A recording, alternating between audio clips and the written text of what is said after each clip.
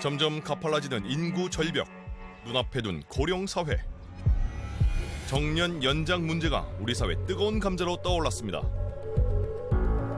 인구 절벽이 가속화되고 있고 정년연장에 대한 논의를 서름설수 중요한 빠르면 좋다. 정년 연장을 둘러싼 다양한 쟁점들. 정년 연장 혜택을 받지 못하는 그러한 고령자들이 거의 대부분입니다, 사실은. 은퇴하는 나이하고 연금의 수급 개시 연령하고 5년의 차이가 생겨버리거든요. 어이가 없는 제도 설계예요. 세대 갈등으로 비화된 정년 연장 논쟁. 정년 연장으로 이제 연장 근로자가 1명 늘어날 때 청년 고용이 0.2명 줄었대요. 신규 고용이. 눈앞에 다가온 인구 절벽. 정년 연장이 해법이 될 수 있을까요? 정년 연장을 둘러싼 쟁점들을 짚어보고 고령 사회를 대비할 방안을 고민해 봅니다.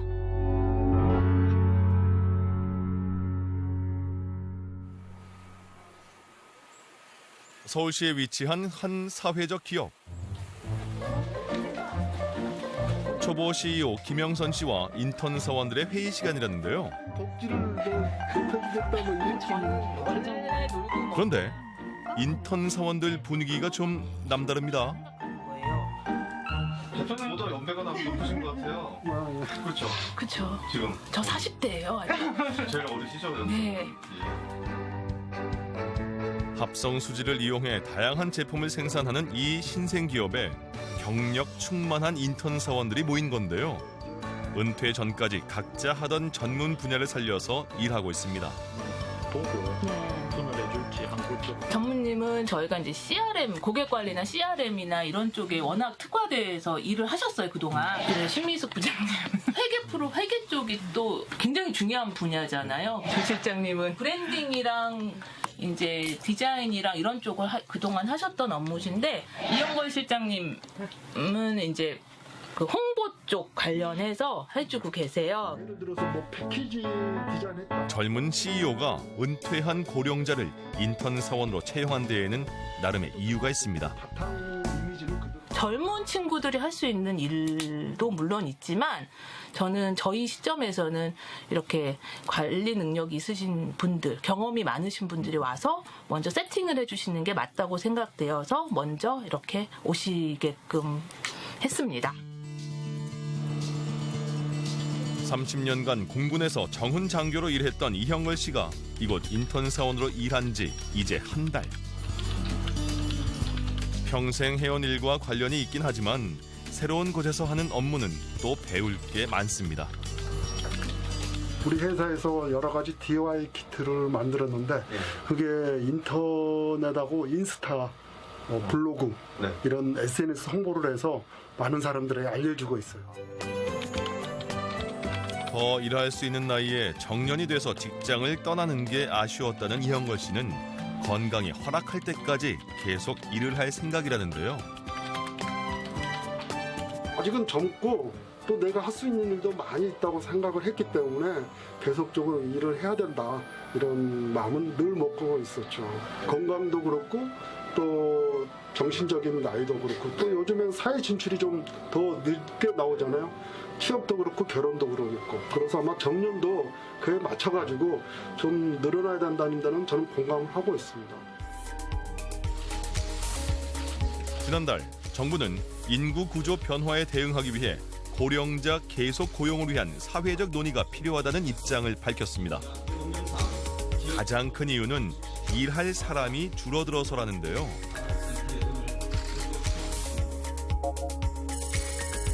통계청의 장래 인구 추계에 따르면 일을 할 수 있는 15세부터 64세까지 생산 연령 인구는 2020년 72%에서 2050년에는 51%까지 20%포인트 넘게 감소하게 됩니다. 30년 후 전체 인구의 절반이 나머지 절반을 부양해야 한다는 건데요.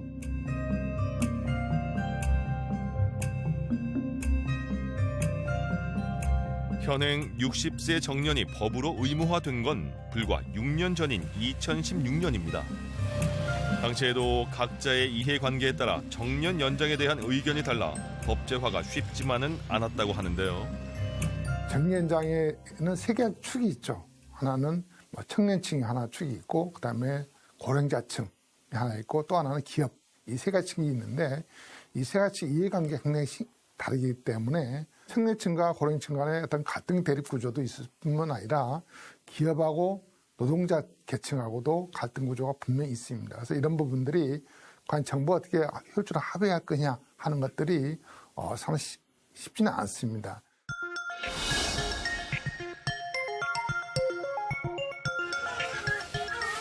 정년 연장 논의가 필요한 가장 큰 이유는 생산 연령 인구 감소, 즉 노동력이 부족해지기 때문입니다.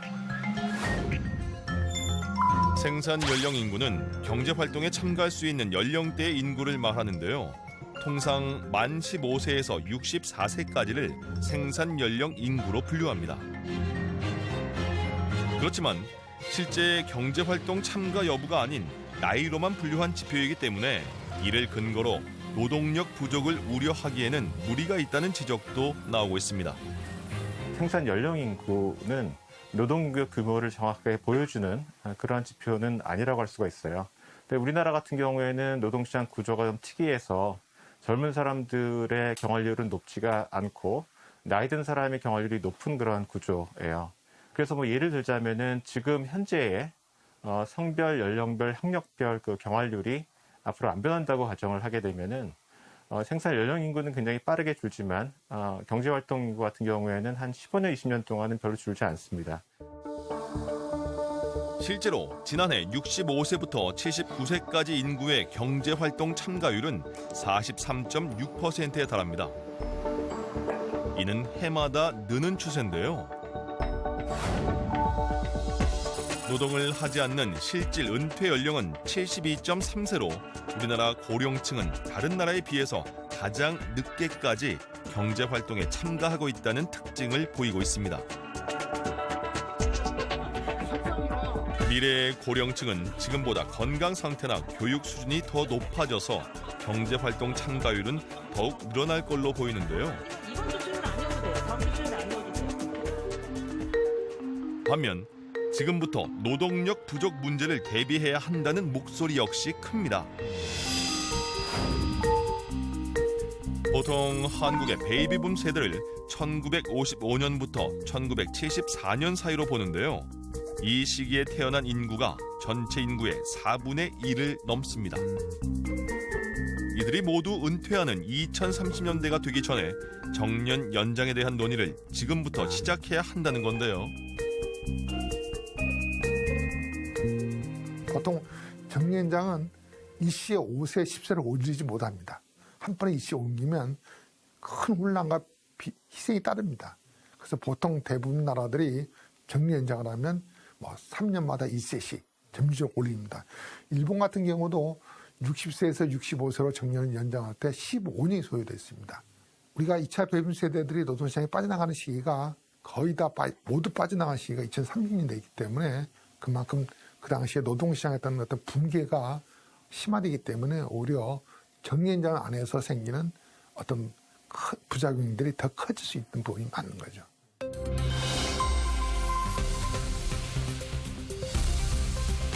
그렇다면 정년을 연장함으로써 노동력 부족을 막을 수 있을까요?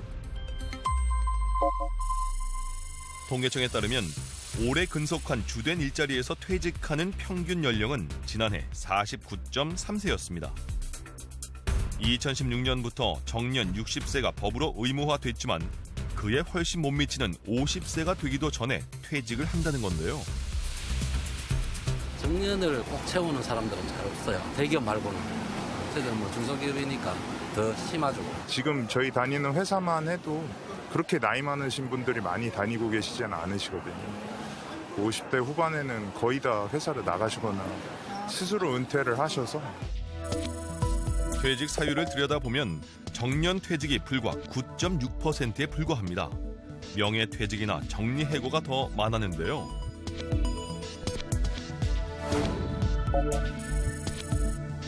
기업 규모에 따라 정년제도 시행이 무의미한 비율도 여전히 많습니다. 법적 정년 연장이 그다지 실효성이 없다는 지적이 나오는 이유입니다. 왜 그런가 하니 이미 굉장히 많은 임금 근로자들 같은 경우에는 재취업 시장에 나가 있는 상태거든요. 그래서 그래서 재취업청에 나가 있는 사람들 같은 경우에는 정년을 연장하는 것 자체가 의미가 없고요.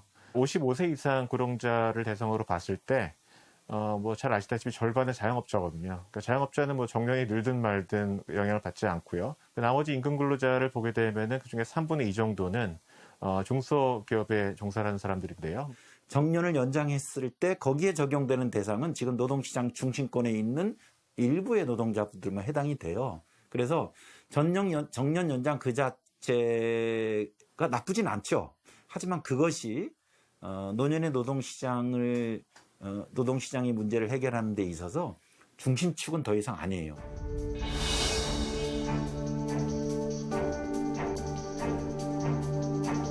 가장 큰 쟁점은 정년 연장으로 청년 신규 고용이 줄어들 수밖에 없다는 주장입니다. 지난해 정년 연장을 요구하는 청원이 올라온 다음 날 곧바로 정년 연장 입법 반대 청원이 맞불을 놓았습니다. 본인을 MZ세대라고 밝힌 반대 청원인은 젊은 세대를 생각하지 않는다며 정년 연장에 반대했는데요. 취업난에 시달리는 청년 세대에게 정년 연장은 취업문을 더 좁게 만드는 걸림돌로 느껴지는 게 현실. 실제로 한국개발연구원의 정책연구에 따르면 민간 기업의 정년 연장으로 고령 고용을 1명 늘리면 청년 고용은 평균 0.2명 감소하는 걸로 나타났습니다. 산업군에 따라 감소세가 더 커지기도 하는데요. 정년 연장이라고 하는 것은 고용된 노동자가 더 일할 수 있게 하는 거잖아요. 그러면 그만큼의 노동력이 불필요하겠죠. 그러니까 당연히 고용이 줄어든 효과가 일정 정도 있다고 볼 수 있고, 그러면 앞으로 정년 연장 논의를 한다고 하면 이런 것들을 고려해야 하는 거죠. 신규 고용을 위축시킬 우려 얼마나 되는지, 그러면은 정년을 연장하더라도 신규 고용을 위축시키지 않으면서 할 수 있는 방법은 없는지. 하지만 구체적으로 보면 서로의 일자리 특성이 다르고 향후 노동 인구가 전체적으로 부족해지는 만큼 세대 갈등의 문제가 되지 않는다는 반론도 나옵니다.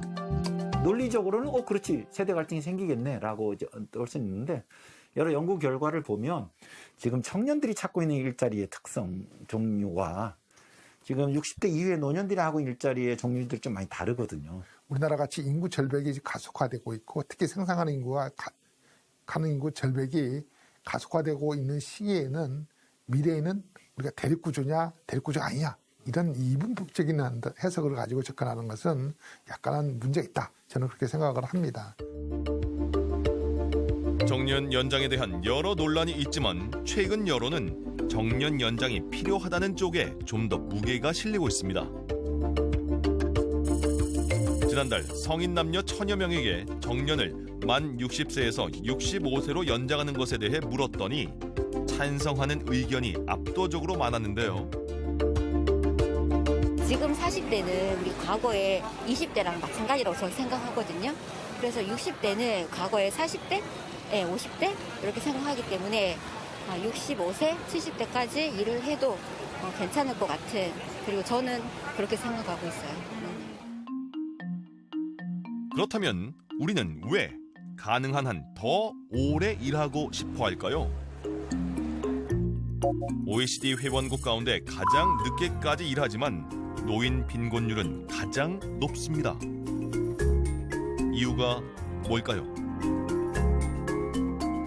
통상 선진국들은 노인이 되면 그렇게 일에 얽매이진 않고 자신의 노년 삶을 즐기는데, 그걸 할 수 있는 경제적 토대는 공적연금이거든요.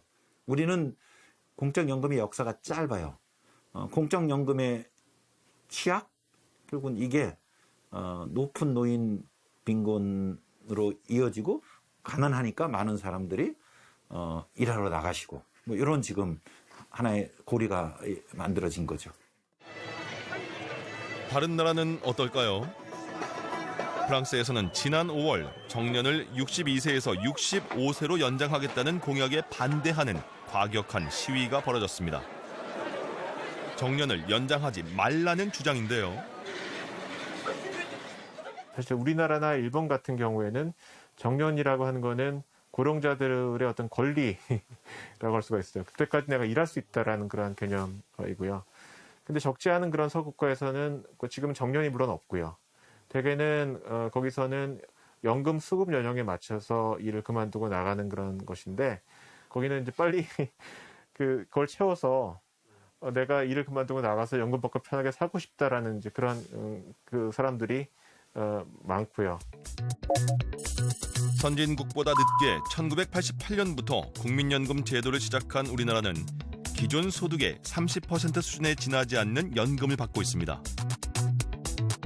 더 큰 문제는 법적 정년 연령과 연금 수급 개시 연령 사이에 빈틈이 있다는 겁니다.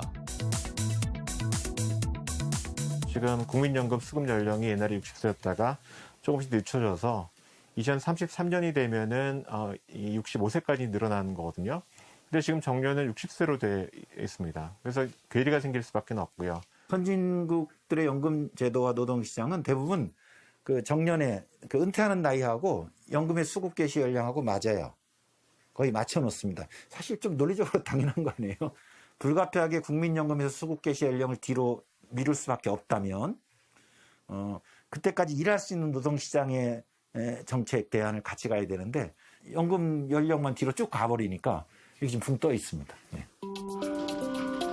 낮은 출산율로 어느 나라보다 가팔라진 고령화 시계. 노동력이 점차 고령화되는 것에 대한 준비가 필요한 건 분명해 보입니다. 단순히 정년을 늘리는 문제에 함몰되기보다 고령 사회에 필요한 노동력 확보에 어떤 준비가 필요한지 논의해야 할 텐데요. 옛날처럼 말하자면은 우리나라의 성장이 굉장히 빠르고 그다음에 연령 구조가 뭐 나이 든 사람이 적고 하던 때는 그 연공형이라고 하는 것이 잘 작동을 하는 그런 구조이죠. 근데 지금은 성장이 굉장히 떨어졌고요. 기업의 성장 자체가 굉장히 또 뭐 옛날에 비해서는 떨어졌고 어느 회사를 보든지 간에 지금 나이 든 사람이 많아지는 구조이기 때문에 이러한 그 임금 구조를 유지하는 것 자체가 굉장히 어렵습니다. 더더군다나 여기서 이제 정년을 연장한다고 했을 때는 훨씬 더 어려운 것이죠. 고령층이 많을수록 생산성이 떨어지는 것도 대비해야 합니다. 개인의 노력에 맡겨두기보다 사회가 함께 인생 2막에 대한 평생 교육 시대를 준비해야 하는데요.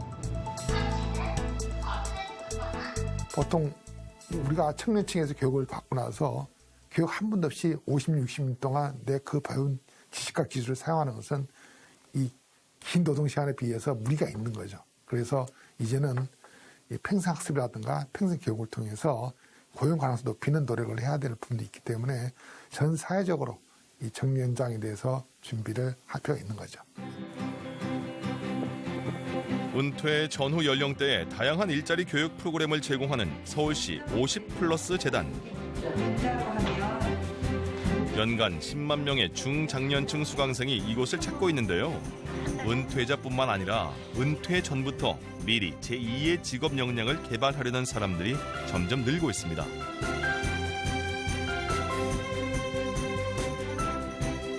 기존에 많이 하고 있던 청소 경비나 이런 업종들은 이미 시장에서 충분히 그런 서비스가 제공되고 있기 때문에 저희들은 이제 좀 새로운 트렌드에 맞는 사업들을 주로 개발해서 운영하고 있습니다. 예를 들면은 뭐 요즘 이제 트렌드 같은 게 반려동물과 관련된 직업군이 늘어나고 있으니까 반려동물에 대한 이해와 여러 직업적인 체험에 대한 교육 프로그램을 한다든가 뭐 예를 들면 그런 거죠. 네. 건물 1층에는 공유 사무실도 있는데요. 여기서 사회적 경제 창업하기 과정을 수료한 62살 조무연 씨는 올바른 반려동물 문화 정착을 위한 사회적 기업을 운영하고 있습니다. 선한 영향력도 끼치면서 돈도 벌을 수 있는. 저 같은 경우 이제 이 개똥 처리 봉투를 만들어서 팔고 있어요. 이렇게 이제 그래갖고 이제 우리가 보통 우리나라에 현재 한 65만 마리 정도의 그 반려견이 있다고 해요. 개똥 어떻게 채워? 비닐로 이렇게 잡죠. 하루에 65만 장의 비닐을 쓴다는 얘기거든요. 비닐봉투를. 적어도 이 종이봉투를 하면은